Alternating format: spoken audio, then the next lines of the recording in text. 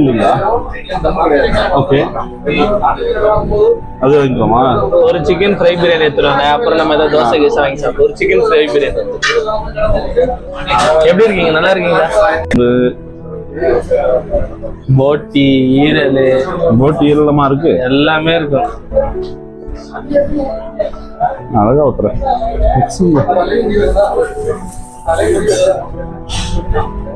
நம்ம முன்னாடி எங்க இதுல போய் சாப்பிட்டோம், அந்த சஃபாரி மால் பக்கத்துல.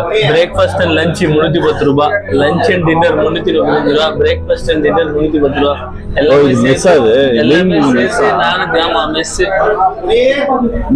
ஸ்பெஷல் அங்க தனியா போர்டு வச்சிருக்காங்க. பல்குத்தி மசாலா,